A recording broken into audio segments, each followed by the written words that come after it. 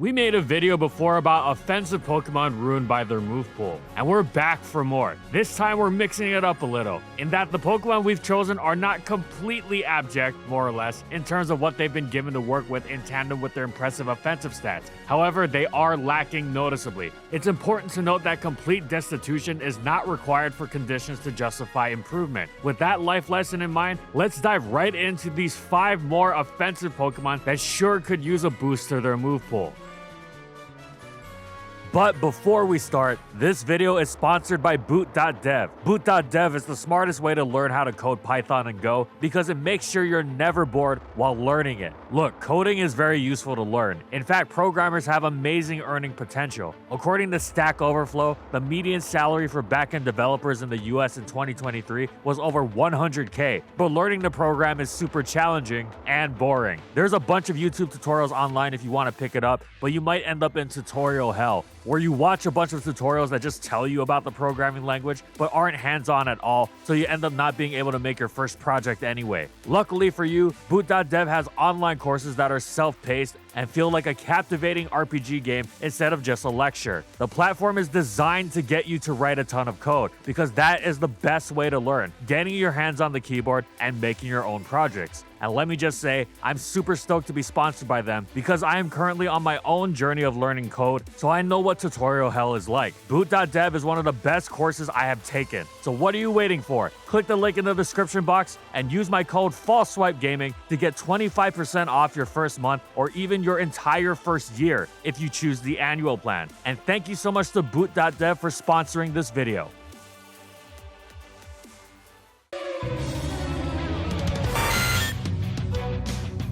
We're not counting the Mega for this, of course. That was a triumph of design and reinvention. Aerolate transforming Pinsir into one of the scariest attackers in the game, preying on a dearth of reliable flying resists, and that many common Pokemon that resisted his stabs were smacked into oblivion by close combat. Base Pinsir, though, has never had anywhere near that kind of appeal, even in the lower tiers, despite an excellent base attack stat pushed further by Swords Dance, as well as 3 excellent abilities perfectly tuned to its talents: the Intimidate blocking Hypercutter, the Unaware and Levitate ignoring Mold Breaker, and the potential Snowball Machine Moxie. Pinsir can still feel a bit generic, struggling to stand out apart from any other strong boosting physical attacker. Sure, it could run Stealth Rock, which is rather unique, but given its 9 non-existent defensive profile and lack of a great speed or taunt to wield it so offensively, it's not going to be used for such a purpose too reliably or commonly. Yeah, Mold Breaker is nice so it can pop up rocks against Magic Bounce, but it's just not enough given all its other problems.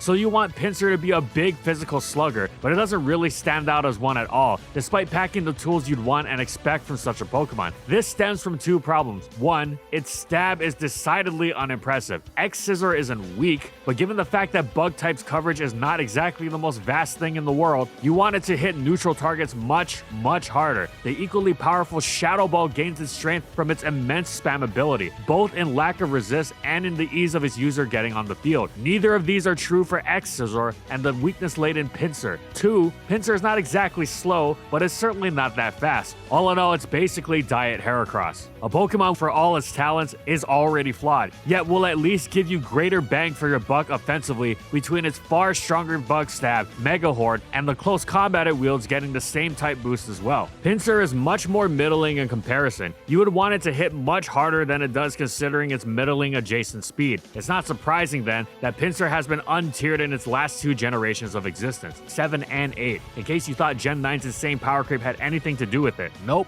Pinsir hasn't been released in Gen 9, but it would absolutely be untiered a 3rd time unless it got a serious makeover. So what's missing from its move pool? The obvious answer is Mega Horde, and before anyone wonders, should Pinsir be able to learn that design-wise, we'll remind you that nobody has any such qualms about Rapidash learning it. Anyway, yes, Mega Horde gives Pinsir's lone stab far great immediacy, opening up opportunities to blast through neutral targets, as well as really letting it rock the house down after a Swords Dance against bulkier teams. If you really are against Mega Horde, let's get French Revolutionary and repurpose Guillotine from its one-hit KO move status into simply a powerful Bug Stab. Yes, we know it's originally a normal move, but it fits. because we are wresting it from its norms. Anyway, make it even slightly stronger than Mega Horn. It's not going to break anything. 125 base power would be fine. However, this does nothing to solve the issue of Pinsir's quotidian speed, so we're also suggesting it learn another great bug move that would mean it's more than just Diet Heracross. First Impression. This lends Pinsir genuine use against offense. As it stands now, it's more or less a balance or defense breaking pick that becomes the first relegation to Deathfather as soon as Team Preview reveals a remotely fast-paced opposing team. Instead, it can now revenge kill wonderfully. It would hit just as hard as Golisopod. It might even give its game more dimension, as with this new utility, you'd be more inclined to find a place for it to stealth rock. In short, better bug stab for Pinsir, one for wall breaking and one for priority.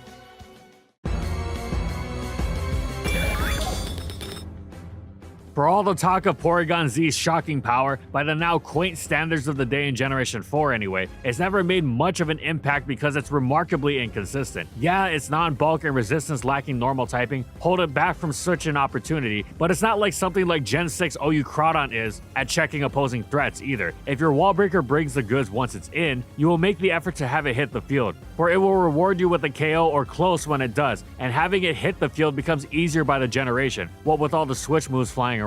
Crawdon, a slow, frail Pokemon, is worth such an effort because when it hits the field, very little comes in at all safely. Porygon-Z is not worth this effort because it completely lacks stab. Oh sure, you can run Z conversion gimmicks to turn it into an electric type with an Omni Boost that gives +1 to every stat, as was tried early in Gen 7, but this is incredibly restrictive. The move slot, the turn it takes, the total commitment to going for a sweep when used because you can only Z once. Yes, stab Thunderbolt on Porygon-Z with +1 across the board is threatening, but these restrictions mean it comes with an enormous asterisk. It is not the same thing as consistent, reliable stab, which is why Porygon-Z has been so unreliable for so many generations. After the initial allure of it being a special attacker capable of one-hit KOing Blissey wore off, what particularly makes this thing is the fact that one of Porygon-Z's abilities, Adaptability, which is the absolute dream of just about anything offensively minded, has the effect of strengthening its stab, and incidentally, is the same ability that makes Crawdon hit so hard. Sure, Adaptability is great when you Z conversion into an electric type with T-Bolt, but it's not nearly as impressive otherwise. When you are stuck with normal stab, which hits nothing super effectively and is resisted by a great deal of bulky Pokemon, this in and of itself isn't a deal breaker, but what certainly is the fact that Porygon-Z's most reliable normal stab is Tri-Attack, also clocking in at 80 base power. It almost feels polite to use it, like you want to make sure you're not damaging your opponent too hard. What else are you going to do with Porygon-Z? Unstab Bolt Beam maybe with some hidden powers that got yanked in Gen 8 anyway? Those aren't at all impressive despite the massive base special attack, even with Nasty Plot and Life Orb. It does get scarier when you factor in Porygon-Z's other ability, Download, but even that special attack boost you can potentially pick up is contingent on the Pokemon you switch in against. Not exactly reliable. What Porygon-Z really needs is to stop messing around with non-stab, potentially boosted further by Download and Nasty Plot, and instead just focus on immediately unleashing the strongest stab imaginable to do justice to its destructive potential. No, we're not talking about Hyper Beam, we're talking Boom Burst. An ability specs Porygon-Z with Boom Burst is so powerful, only superlatives describe it. Even paragons of special bulk like Chansey, Blissey, and Tyranitar fear its strength, and given its complete lack of drawback, not even accuracy, Porygon-Z can happily spam its 140 base power to high heaven. Should it Terra Normal, it's even more absurd. Is this excessive? Perhaps, but remember the Rampardos theorem. Just because Porygon-Z would smash everything in its path that isn't a ghost type wouldn't help its other issues. The fact that it has no defensive value whatsoever is the easiest thing in the world to revenge kill. Scarf sets would be good against offense, but still plagued by its defensive problems, and far easier to stifle with bulk. Plus, ghosts are not exactly rare, so many teams would naturally have a Boom Burst deterrent. The move would let Porygon-Z be its best self without going completely overboard.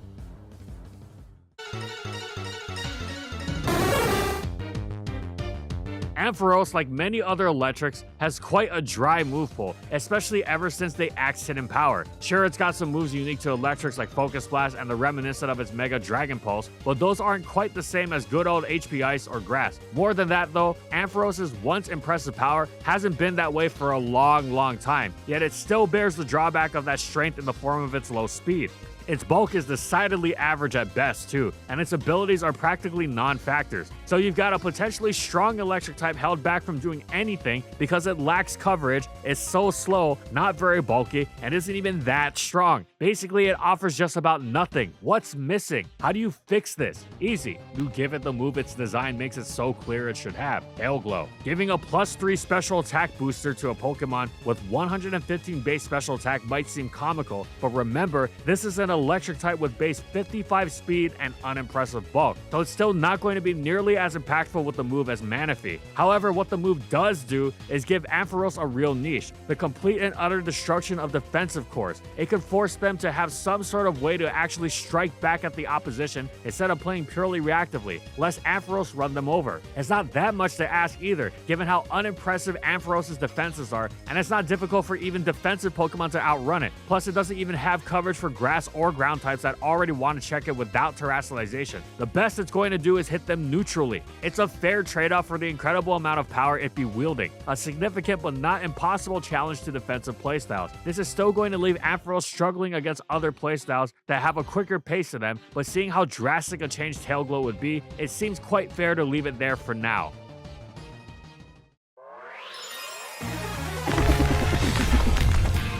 Now, Revaroom is definitely a cut above the Pokemon mentioned previously. It's one of the best Pokemon in RU. However, we didn't want the list to just be pure junk number 1 and number 2. We can't help but feel that it could be much better with just slight additions to its Movepool that seem completely reasonable. Perhaps to the point where its true home would be in UU. Its biggest issue, which it attempts to circumvent through Air Balloon, is its monstrous ground weakness. But given that grounds were already ubiquitous before the generation, where just about all of them got spikes, this is more than your average issue, especially because as good as Revaroom's attack is, especially after a shift gear boost, it just does not hit the likes of Mudsdale hard enough. Gunk Shot being your main stab is great, but your secondary stab should complement it, and Revaroom's Iron Head does not quite possess the type coverage or pure strength to help as much as it can. Basically, it needs stronger Steel Stab. The answer is simple: Gear Grind. We'd love to suggest Meteor Mash, but that has a limited special distribution we will respect, and we'd really love to suggest Double Iron Bash, whose flinch rate goes beautifully with shift gear's increased speed, lending Revaroom's sweeping potential another level of threat. But in addition to it being Melmetal's signature move, it's not even in the game anymore.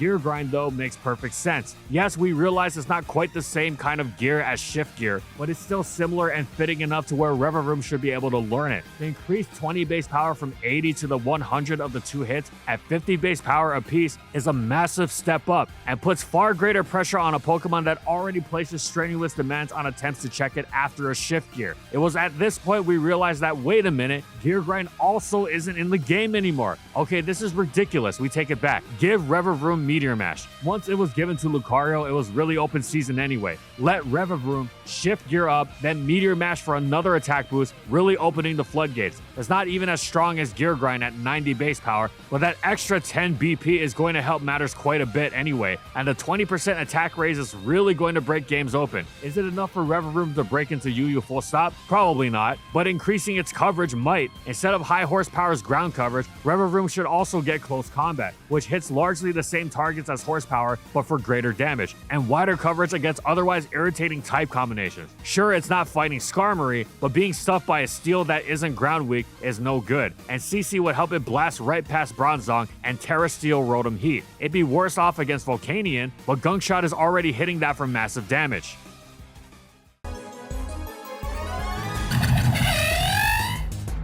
Yanmega always seems like a Pokemon poised to unleash incredible levels of damage. Such is its compensation for being a bug flying type, but often falls just a bit short. Its special attack stat, while impressive, isn't quite the world beater you expect or need it to be, given its flaws, even with Tinted Lens removing the resist. After all, you're hitting neutrally when you get rid of resist, and thus you need raw power, of which Yanmega is not quite in short supply, but would certainly appreciate a bit more. Bug Buzz generally gets the job done nicely, and is consistent, but Yanmega could really benefit from a greater burst of power, perhaps in its secondary flying stab, which as it stands is the weaker side. Air Slash is certainly good, especially with Tinted Lens, but it feels like it could be the slot where Yanmega gains some real punch. There aren't stronger special bug moves, but we don't think the case is as strong as Pinsir's to the point where we need to invent some sort of special counterpart to Mega Horn. And after all, there are viable upgrades to Air Slash. Aeroblast? Well, that would be extremely cool, but not quite. We're talking Hurricane, of course. It's a fierce move even in the face of flying resist, but when backed by Tinted Lens, it shifts into another beast altogether. Its accuracy means you don't want to be too comfortable spamming it, but man, is Specs Yanmega going to be muscling through damn near everything now. It's got Bug Buzz for the safe hits and the super effective slams that need to connect, and when it needs that extra strength, it can whip out the cane. Besides, it's still quadruple Stealth Rock weak in case you think it's overkill. And that thought makes us feel better about this other addition we're suggesting.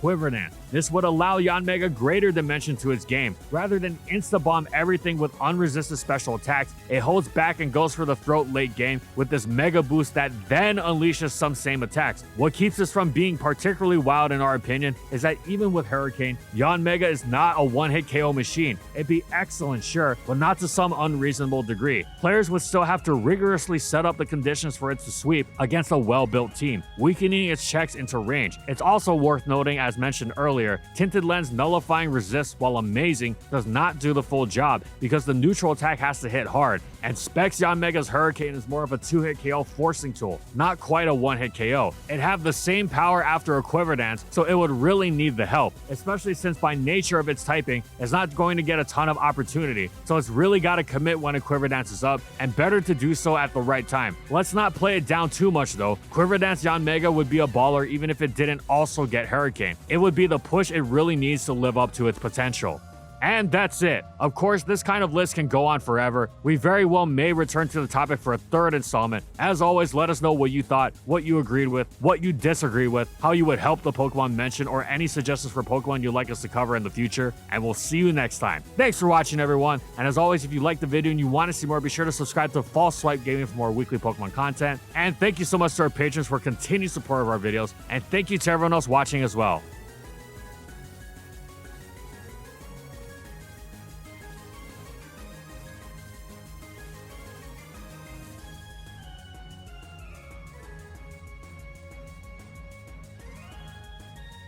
And thank you so much to our Platinum patrons. Thank you to Alex Sable, Amphozenus, Anthony Belval Renault, Bingleton, Daniel Isbeast, Dr. Mint, Funky, Glitcherton, Howl, Nurse Jake, Jack G, Lord of the Rabbit, Pretzel SP, Raven Daytona Ring, Ray Ray, Skylaria, Soares and Croxon, Shiwei Miji, Stoneface Colin, and Quetzalcoatl Northropi for their major support of our videos. And follow my crew on these social media platforms. And that's all I got. See you next time, everyone.